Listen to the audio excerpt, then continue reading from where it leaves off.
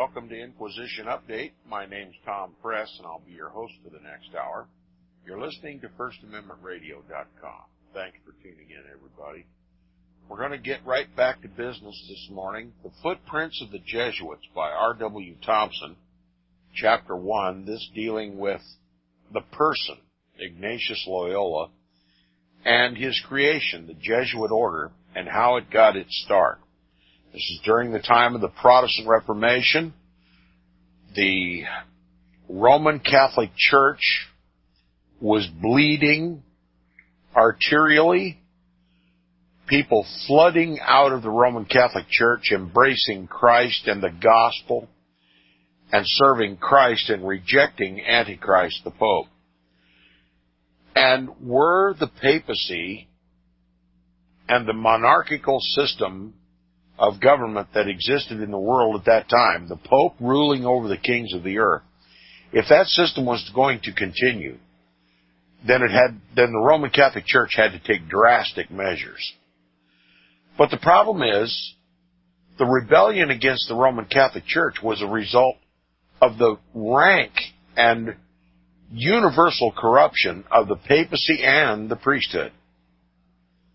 So, someone other than the popes or the priests or the existing monastic orders had to be created in order to stop the bleeding of the Roman Catholic Church, stop feeding the Protestant Reformation, stop the overthrow of the monarchical system of the Pope ruling over the kings of the earth, and together subjecting the people to slavery.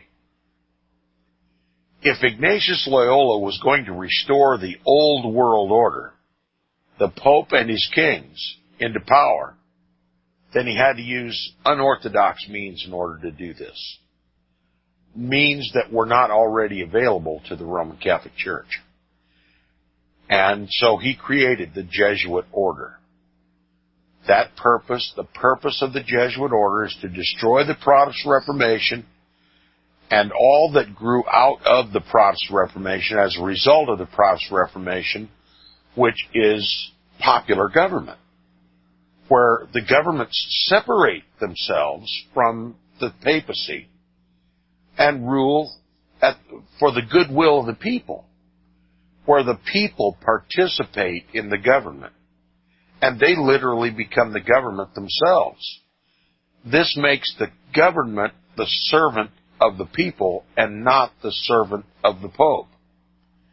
This pretty much puts the vicar of Christ out of business.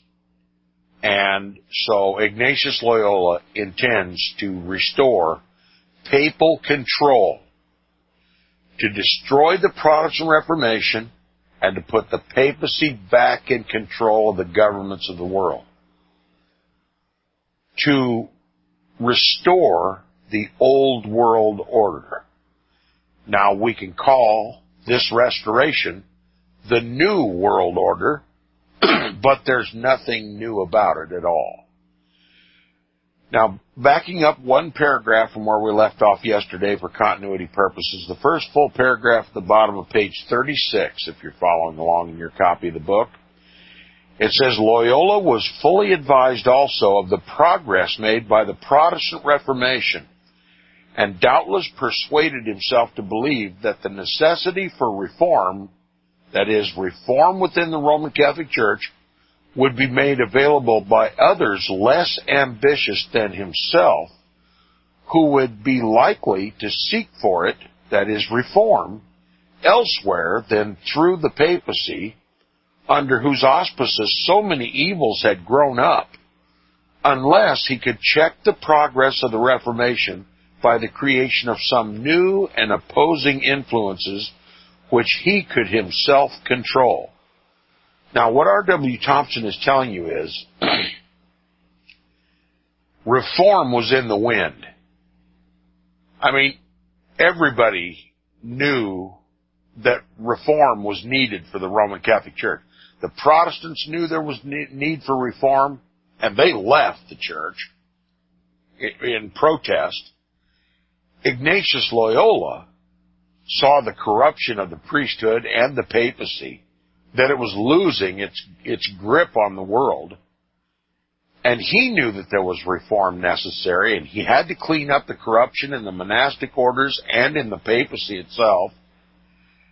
And the Pope obviously knew that there was need for reform because the church had developed an aneurysm, and it was dying.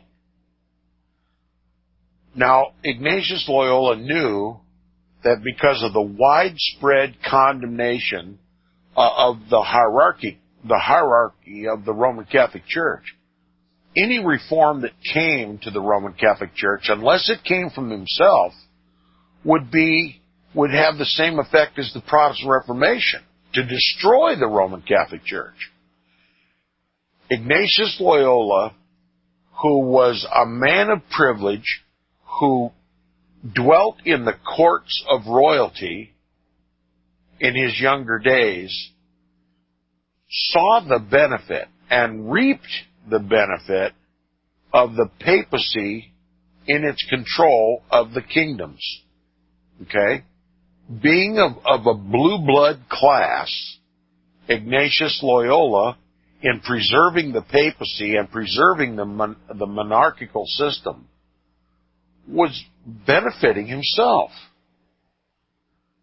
And he wanted to preserve that system where all the other reformers wanted to leave. If reforming the church from within was not successful, they were ready to leave. So to preserve the old system, Ignatius could not leave the reform into someone else's hands. He had to take this upon himself. He had what he believed was a perfect understanding of the problem and the solution. And so Ignatius Loyola created the Jesuit order to stop the hemorrhaging of the Roman Catholic Church by destroying the Protestant Reformation and any other system of reform that was not beneficial to the papacy and the preserving of the monarchical system. Now, having said all that, it says there is no fundamental points of Christian doctrine involved. And if there had been, the whole life of Ignatius Loyola proves that he would have regarded them of inferior importance compared with his main purpose of preventing the enlightenment of society by free religious thought and holding it in obedience to authority superior to itself. Okay, this is the result of the Protestant Reformation.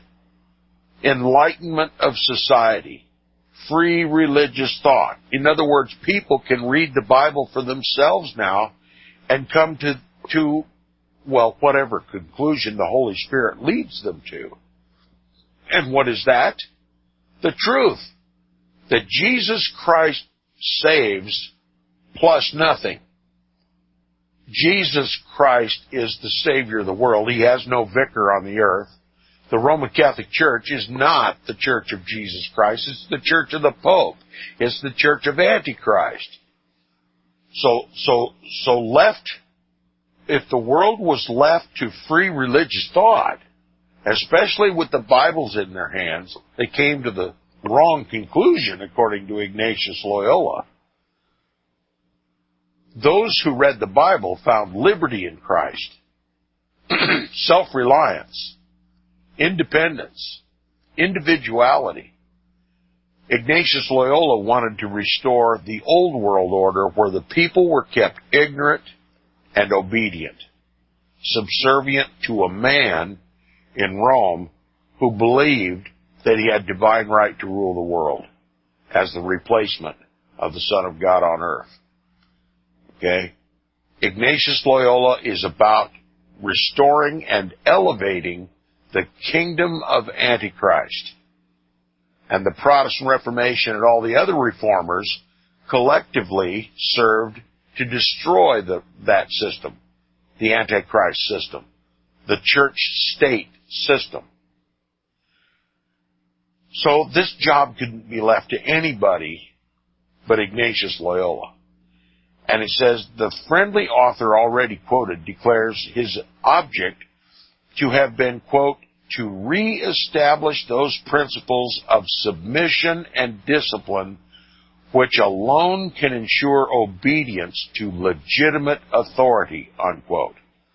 That is, to the combined authority of church and state, as no other was at that time considered legitimate by him or has ever been by his society since then. So R.W. Thompson is telling us something that we have to comprehend. We simply have to comprehend. This is the bedrock of the attack, the means of destroying the Protestant Reformation. That is, Ignatius Loyola and every member of the Society of Jesus, the Jesuit order, believes that the salvation of the papacy, the stopping of the hemorrhaging of the Roman Catholic Church, the restoration of the monarchical system depended on the combining of church and state on a global scale. The papacy cannot survive without the assistance of the state. That's why it insists that it be the King of Kings. Ignatius Loyola understood this more than anybody else. And so their area of operations, the area of operations of the Jesuit order, is in state. They influence the state to embrace the authority of the papacy and the Roman Catholic Church and to impose the papacy's will upon the people. So governments, the governments of the world, are the area of operations for the Jesuits. Now let's stop and think. We have a republic here that's supposed to be a government of, by, and for the people. And as long as government serves the people, we have little to fear.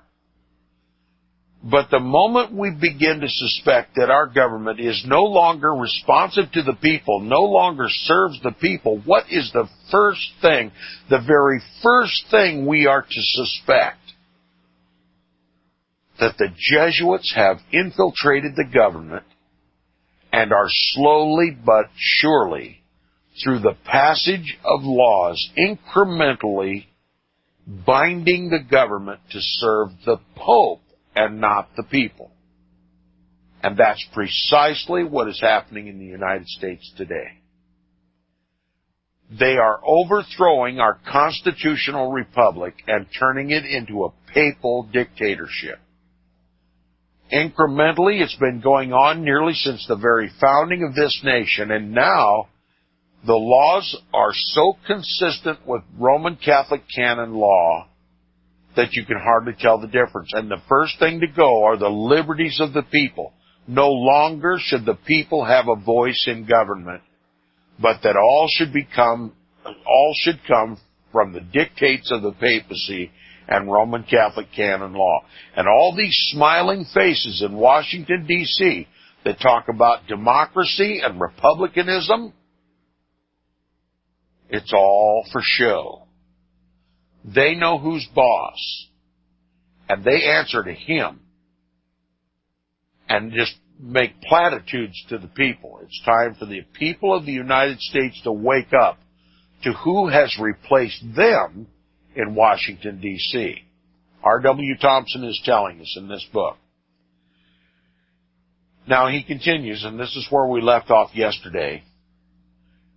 The acute and penetrating intellect of Ignatius Loyola enabled him to foresee that unless some new method of counteracting the effects of the Reformation should be discovered, the disintegration of the Roman Catholic Church, already begun, could not be arrested, could not be stopped. So Ignatius Loyola's job number one is he has to reverse the progress made by the Protestant Reformation. And this is why I and so many others refer to the Jesuit order and their activities in the world as the Counter-Reformation. Now, here's something else that my listeners need to understand. As the word Counter-Reformation becomes more and more popular, and I hope and pray that it does, if we're going to preserve our liberty in Christ, the term Counter-Reformation has to be put into our personal dictionaries, and it has to be a matter of discussion, widespread discussion among God's house. But the Counter-Reformation cannot be mentioned without mentioning the Jesuit order. They're one and the same. Okay? And it isn't just the Jesuit order, but all of the other concordant secret societies that serve the Jesuit order, that secretly serve the agenda of Ignatius Loyola to destroy the Protestant Reformation, to destroy Christ's kingship in the world, and to restore the papacy, the biblical, historical, and prophetic Antichrist, to the throne of the world. So, I don't want any of my listeners any longer to use the vanilla terms such as the rich ruling elite or the powers that be and all the other indescript names to describe what we now know intimately, the Jesuit order. It's the Jesuit order. It's the Roman Catholic Church. Now we have a name and a face to put on the enemy of God. The Roman Catholic Church, the papacy, and the Jesuit order, whose founder was Ignatius Loyola.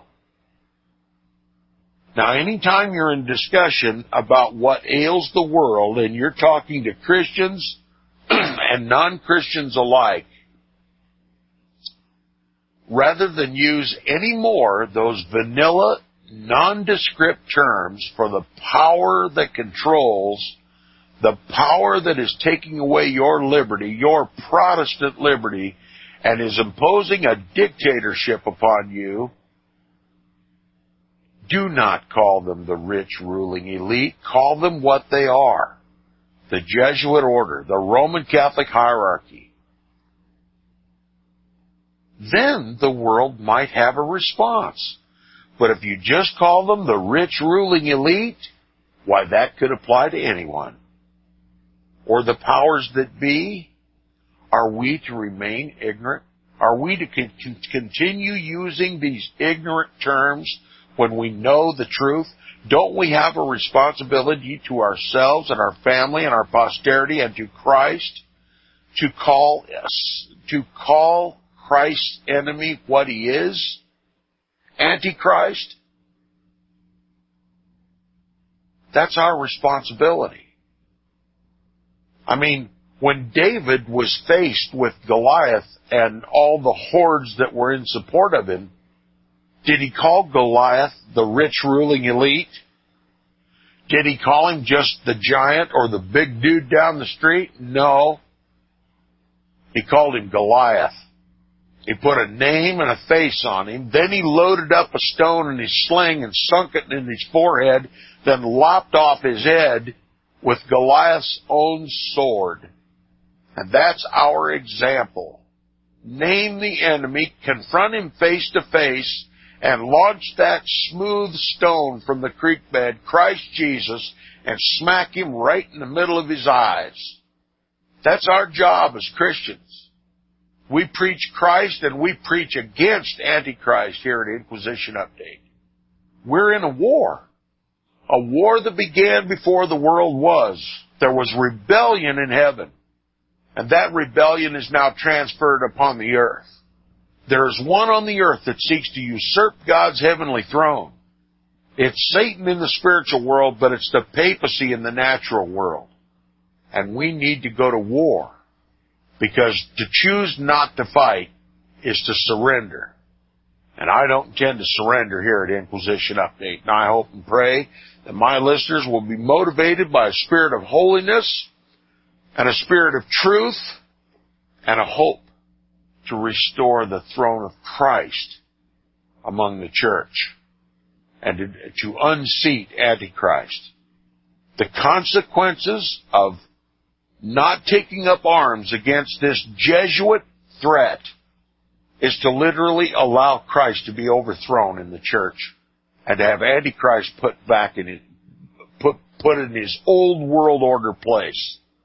And there should be no room for this in the hearts of God's people. Now, after that little sermon, we'll continue. It says, the acute and penetrating intellect of Ignatius Loyola enabled him to foresee that unless some new method of counteracting the effects of the Protestant Reformation should be discovered, the disintegration of the Roman Catholic Church, already begun, could not be arrested. Now, this reiterates what I've said so many times. The Protestant Reformation was the only power on earth that ever truly threatened the seat of Antichrist. It was the Bible and those who sought liberty in Christ, those who knew the truth, simply by preaching that truth all throughout Europe, put the papacy on the rocks. That's all we need to do today, is to preach Christ and Him crucified and identify for the world who the Antichrist is and how he destroys the kingdom of Christ and destroys Christians with false doctrine, how he replaces Christ on the earth. That's all. That was the success of the Protestant Reformation. But now in the age of ecumenism, where the Roman Catholic Church is regarded as a Christian church and that we all must unite in order to stave off some imagined threat to our common existence, that we all must unite with the Roman Catholic Church, do you see how the Counter-Reformation has worked? Do you see the ecumenical movement as a part of the Counter-Reformation, the Jesuit-led Counter-Reformation? Listen, the Roman Catholic Church knows that had it not been for Ignatius Loyola, that embolism, or that aneurysm called Protestantism, would have bled the Roman Catholic Church dry. She would have died. And so, now more than ever, the Protestant Reformation, from the Jesuits' point of view, from the Roman Catholic Church's point of view, from the papacy's point of view, the Protestant Reformation has to be destroyed. And the closer we get to the culmination of this new world order, the more critical it is to silence the Protestant voice in the world. Well, I don't intend to be silent. I intend to be on the wall blowing the Protestant trumpet until God comes home and takes me out of here. And I hope to be joined by the vast percentage of the listeners, and I hope and pray that you'll tell family and friends to listen to Inquisition Update. It's a matter of survival in this country. We've come up on the break. We'll be back right after these messages. You're listening to Inquisition Update on FirstAmendmentRadio.com. Stay tuned. We'll be right back.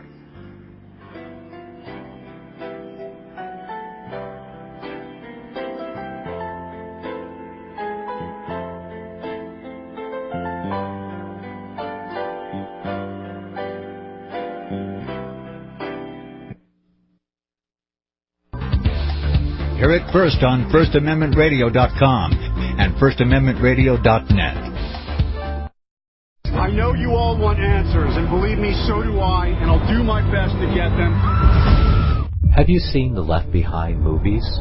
Have you read the Left Behind fictional book series?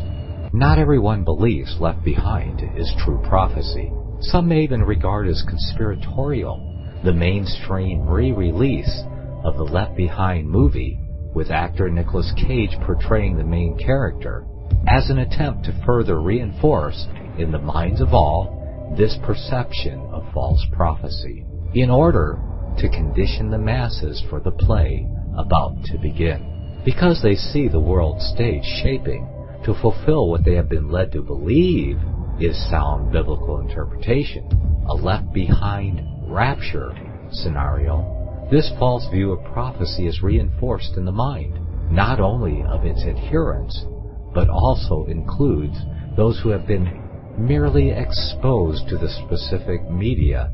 Is it possible that false prophecy can be fulfilled? The rapture theories have always been in dispute. Pre-trib, mid-trib, and post-trib disputes have risen up in exclusively evangelical circles of recent history, so that when true believers don't suddenly disappear, this element will easily go by the wayside when all see a new Jewish temple begin to be built. Will this be part of the great delusion that will come upon the whole earth? It seems that this great prophetic delusion has already overcome practically the entire American evangelical and Christian world. Get the book, The Rapture Will Be Canceled. To learn more, visit crosstheborder.org. That's CROSS, crosstheborder.org. Record budget deficits, bankruptcies galore, and the U.S. dollar is at an all-time low. With today's gloomy economic outlook, safe investments are often hard to find. For over a decade, Melody Cedarstrom at Discount Gold and Silver Trading Company has been helping people secure their future by investing in the precious metals.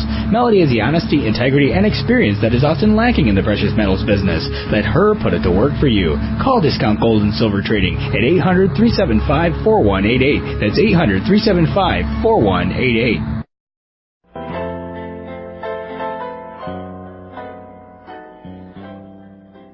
Welcome back from the break. You're listening to the second half hour of Inquisition Update on FirstAmendmentRadio.com.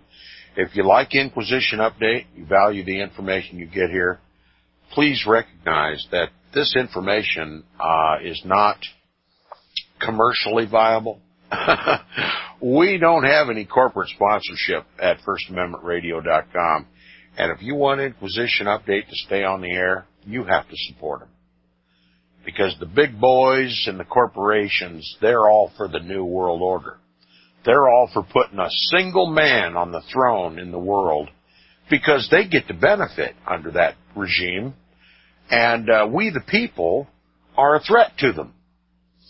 And so if you want to support the New World Order, just keep your money to yourself, and we'll starve just like all the other truth tellers. But if you love the truth, if you value the truth, help support FirstAmendmentRadio.com. I do Inquisition Update for free. This is my blessing to come to this microphone every morning and share the truth that God freely gave me, that without His help, I would have been incapable of understanding by my own intellect. But because God blessed me with the truth and didn't charge me a dime, I freely give. And it's my blessing to share with God's people what He has revealed to me from history and from the Scriptures. And if you value that, help support FirstAmendmentRadio.com. Help Him pay the bills. Thanks, Brother Nicholas, for seeing the value of Inquisition Update. Now, back to the book. The acute and penetrating intellect of Ignatius Loyola enabled him to foresee that unless some new method of counteracting the effects of the Protestant Reformation could be discovered, the disintegration of the Roman Catholic Church, already begun, could not be arrested. Okay? This is for the survival of the Roman Catholic Church. The Jesuit-led Counter-Reformation is all about not only the survival of the Roman Catholic Church, which was nigh unto death after the Protestant Reformation, not just to survive, but to raise the papacy to global control. Now that's a huge task. And that's the task that Ignatius Loyola put upon himself. And he had to have complete and utter control of the people in his army. They were not allowed to think for themselves. For them to be able to think for themselves and rationalize for themselves would have been resistance to Ignatius Loyola. It would have gotten them fired from Ignatius Loyola's army. He had to have hordes of people who would give him unquestioning obedience. That's the discipline of a military man. Do you know when you go into the military, in order to make the man, in order to make a soldier, they must first destroy the man? The militaries of the world take up the same modus operandi as Ignatius Loyola. When you go into the military, you're not allowed to think for yourself. You're just allowed to click your heels, salute smartly, and do what you're told, not deviating from the left or to the right. And they tell you that lives are at stake and you must do what you're told. Unquestioningly do what you are told. And that's the method that Ignatius Loyola used to build his army to destroy the Protestant Reformation, to reform the Roman Catholic Church, and then to elevate it to global supremacy. This was a job for a military man. And that's what Ignatius Loyola did. He was primarily interested in a military operation. Survival was the necessity that brought Ignatius Loyola onto the world scene. And it says the difficulties surrounding this problem were increased by the fact that the papacy had been unable to put a stop to its own decline. Why? Because it was morally corrupt. The papacy was declining because the world became aware of the absolute abject corruption of the papacy. Pope after pope after pope. Murderers. Thieves. Incestuous. Pedophiles. They were disgusting, as we've read in the book Vicars of Christ, The Dark Side of the Papacy, and so many other books written on the subject. The papacy was in decline. The church was bleeding because of the corruption of the papacy and the Roman Catholic priesthood. So accordingly, Ignatius Loyola taxed his inventive faculties not to reform doctrine, not to reform the doctrine of the Roman Catholic Church, for that was not needed beyond the points interpolated upon by the primitive faith by the ambitious popes. In other words, doctrine was the business of the popes. If Ignatius Loyola had taken it upon himself to correct the false doctrines of the Roman Catholic Church, he would have been summarily destroyed by the papacy. Okay? Ignatius Loyola never made doctrine a point of interest for the Jesuits. They were supremely interested in a military operation to conquer the world for the papacy. They were all about reestablishing the papal power, the Pope's power over the governments of the world.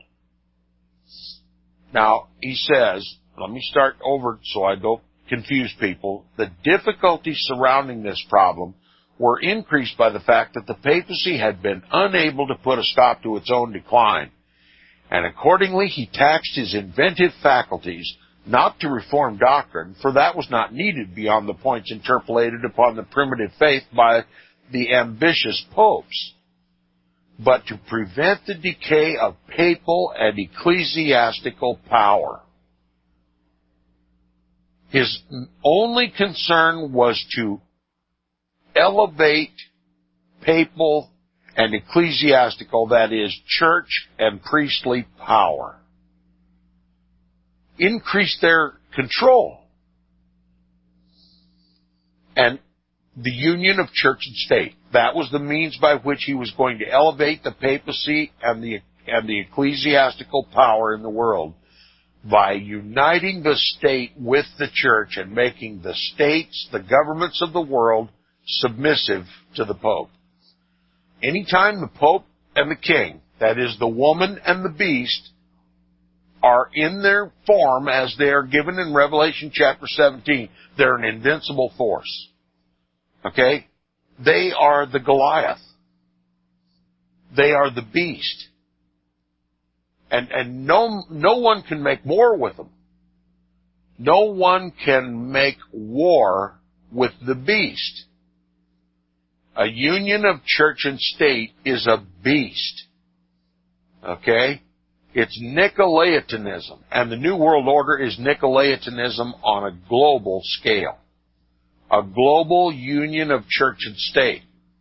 No one will be able to make war with them except David, the righteous one, Christ. And I intend to be on his side. Even though now it looks like we're losing the war, I know in whom I trust. And I can't wait for that stone to strike the beast right between the eyes. Now, R.W. Thompson continues, he says, undoubtedly, it was Ignatius Loyola's purpose that whatever plan he might adopt should supersede the old methods to which the church had been long accustomed and which had the sanction of numerous popes and many centuries of time. In other words, Ignatius Loyola had to create something unique. I mean, for all practical purposes, the Roman Catholic Church had a unique problem. Never in the world's history had it ever been threatened. And now it was nigh unto death. So something new and revolutionary had to be created. Ignatius Loyola knew that, and he was the man for the job. He intended to enter upon an experiment, the chief recommendation of which was that it required new paths to be marked out in preference to those which had acquired the approval of antiquity. In other words, he had to go against tradition of the Roman Catholic Church. He had to do something drastic. But he was careful to see at every step he took that whatever was done should inure to his own credit in the accomplishment of such ends as were suggested by the burning ardor and ambition of a soldier. In other words, that if good results ensued, they should be attributed to himself, and neither to the Pope, nor to the Church, nor to the ancient monastic orders. Okay? Just like every general of an army, if he wins a battle, he wants the credit for it, right? Now, assuming, as he manifestly did, that all these combined had failed to check the advanced corruptions of the clergy, that is, all the monastic orders, the whole machinery of the Roman Catholic Church could not stop the corruption that was taking place, which had grown up under their protracted auspices. His inventive and ambitious mind was animated by the hope of bringing the world to realize that he alone could give to the organized authority of church and state, the organized authority of church and state, there's the woman and the beast, the vigor and efficiency necessary to keep society in obedience. Okay? There, in the most explicit terms, is proof of what I said, that Ignatius Loyola understood, probably more than anybody else, how important it was to unite church and state for the purpose to keep the world in obedience. Okay? Way back in 1534, 1540, the transition of awareness came about slowly, but Ignatius Loyola knew that if the Pope was going to rule the world, it had to be a union of church and state over the globe to keep society or the world in obedience. Okay? The same solution that he prescribed for the salvation of the papacy, for the salvation of the Roman Catholic Church, the survival of the papacy and the Roman Catholic Church, the whole Antichrist organization, had to be employed on a global scale for the papacy to fulfill its false prophecy to elevate himself above the stars of God and to be like the Most High. Now, having a mind thoroughly indoctrinated with the principle of absolute monarchism, he did not regard it as possible or desirable to accomplish this in any other mode than by making that the central and controlling feature of whatsoever plan he would adopt. Okay? He knew this was the only solution. And it said, accordingly, in the Constitution of the Society of the Jesuits, which was the product of his reflections, he provided for consolidating in his own hands as the superior and general of the order such absolute authority as would subject all its members to his individual will, so as to hold them at all times, under all possible circumstances, in perfect and uninquiring obedience, surrendering their right to think as completely as if they had never possessed it. Okay? In other words, he needs an army of robots. This is a job too big to be up for a vote. Okay? Ignatius Loyola knows what the problem is, how to fix it, and he doesn't want to argue about it. He needs an army that will be completely submissive to his will.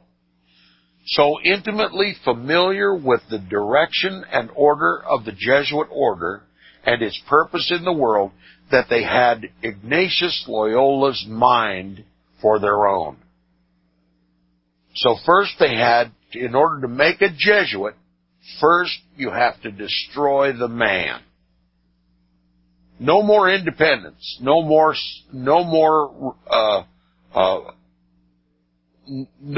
thinking. Okay?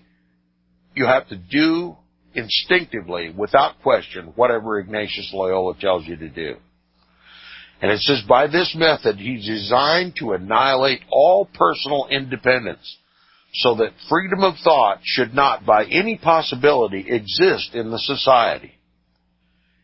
He meant to convert all who were brought within the circle of his influence from thoughtful and reflecting men into mere human automatons, and so to mold to mold and fashion them, that each one should be reduced to a universal and common level of humiliating submission and obedience. Thus, he hoped to arrest the further development of popular intelligence, so that those who had been lifted out of the old grooves of despotism, that is, the old world order, might be plunged back into them again, and such as not should be held there in ignorance and superstition. So there's how he's going to correct the Protestant Reformation. Those who had fled the papal cage, thrown off the papal bondage, thrown off the chains of Antichrist, and found liberty in Christ, they should be thrust back in by force, if necessary. And those who are comfortable, those who had not fled, those who were comfortable with ignorance and superstition, to be held there in check. Okay, that's the plan of Ignatius Loyola. Keep the whole world destitute for knowledge, destitute for self-help, destitute for any need for Christ, and replace it all with the papal system. Just bow your head and do whatever the Pope tells you. That includes the kings of the governments of the world and the people. In other words, to make the Pope a god on the earth, he had to have complete, unquestioning cooperation from everybody under his charge. And it says this he supposed would defeat the Protestant Reformation, in which event he and his society, as the originator and executors of the plan, would enjoy the glory of achievement. Okay? They want to save all the glory for themselves, the Jesuit order. They're going to save the Roman Catholic Church, the papacy, and the world. That's their goal. And they can't do it without destroying the Protestant Reformation and independent thought and free speech and freedom of the press and Inquisition Update and First Amendment Radio and anybody else that speaks out, even if it's just on amateur radio. That voice of liberty and freedom in Christ has to be crushed by any means necessary. It says, if he had ever exhibited any evidence of great sanctity of life, this presumption of self-ambition might have been rebutted. But he was known only as an inspiring soldier, whose early life had been characterized by such follies and irregularities as prevailed among the courts of royalty at that time. In other words, Ignatius Loyola was a beneficiary of the old world order. His experience in life was traipsing up and down the halls of power. He was a privileged blue blood, and he knew that his benefit would be reduced to nothing if the source of that benefit was destroyed, and that was the papacy, the union of church and state. He operated in the state. He enjoyed all the liberties and frivolities and irregularities that the blue bloods enjoy, and we won't go into those. We all know how corrupt politicians are. But he knew that those privileges would be taken away if the papacy was destroyed. The monarchical system would be destroyed, and the halls which he loved to traipse up and down, and all the fancy balls and all the beautiful women and all the privilege and all the money and all the good cigars and the wine would be gone, right? Because that's what was happening in the Protestant world. Those who protested against Antichrist kicked out the monarchs, and they elected their own government, who served the people. They were equal with the people. They were servants of the people. Okay? In God's house, Christ is king, and we are all brethren, even those in government. And they make themselves servants of the people, responsive to the people and not to the Pope. The whole system that Ignatius Loyola loved was going to be destroyed if the papacy wasn't saved. All right? So he, being accustomed to royalty and all the privileges of royalty,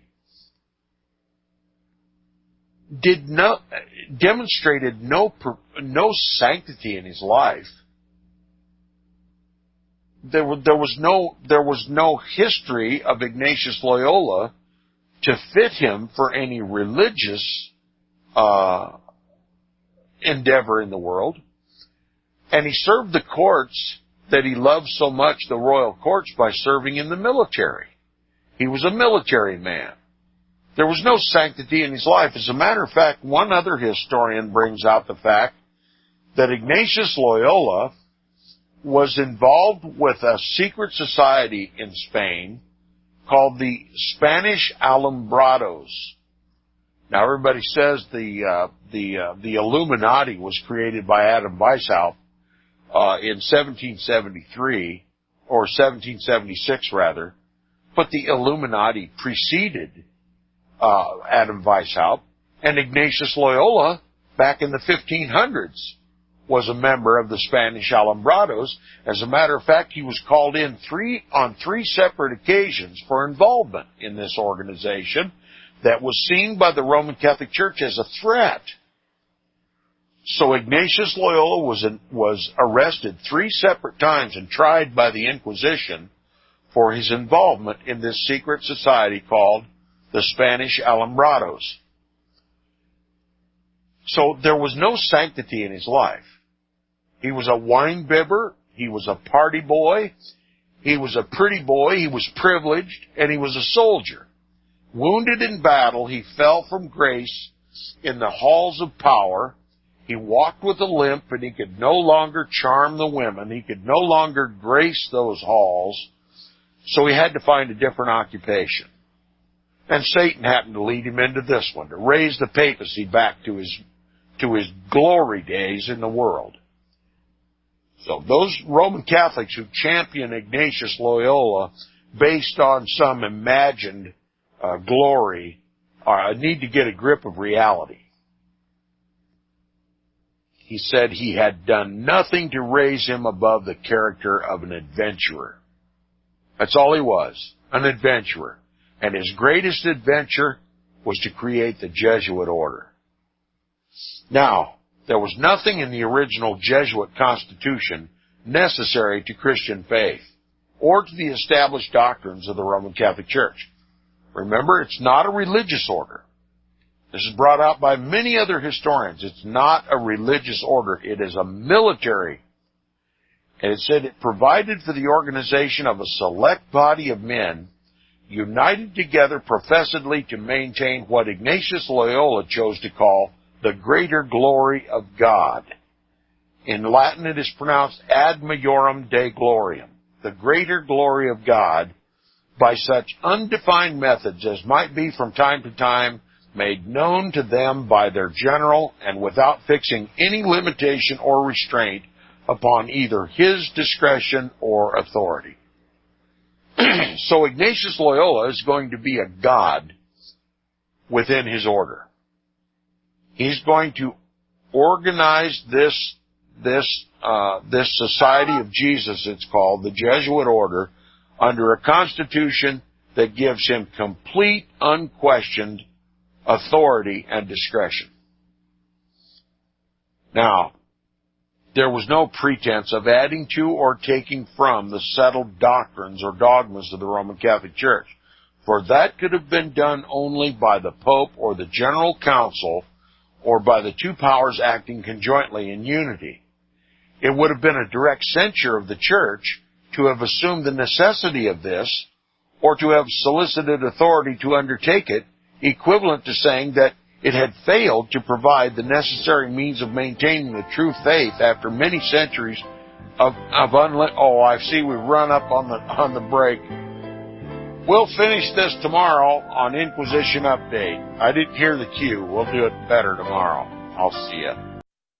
Visit crosstheborder.org, CROSS, crosstheborder.org, to get your print, EPUB, or PDF version of the book, The Rapture Will Be Canceled. That's crosstheborder.org. I know you all want answers, and believe me, so do I, and I'll do my best to get them. Despite Nicolas Cage's promise to do his best to get left behind rapture answers for us, don't hold your breath. Not everyone believes Left Behind is true prophecy. Some may even regard as conspiratorial the mainstream re-release of the Left Behind movie with actor Nicolas Cage portraying the main character as an attempt to further reinforce in the minds of all this perception of false prophecy in order to condition the masses for the play about to begin. If you want true Bible prophecy answers, get the book, The Rapture Will Be Canceled. The author exposes the Latin rapture origin, the 7-year tribulation deception, true Bible revelation of Daniel's 70 weeks, the abomination of desolation, the restrainer, America in the Revelation, the image of the beast and the mark of the beast, and the truth about God's chosen people, and so much more about Bible prophecy. This book will shatter the Left Behind paradigm of future events. Get the book, The Rapture Will Be Canceled. Visit crosstheborder.org, CROSS, crosstheborder.org, to get your print, EPUB, or PDF version of the book, The Rapture Will Be Canceled. That's crosstheborder.org.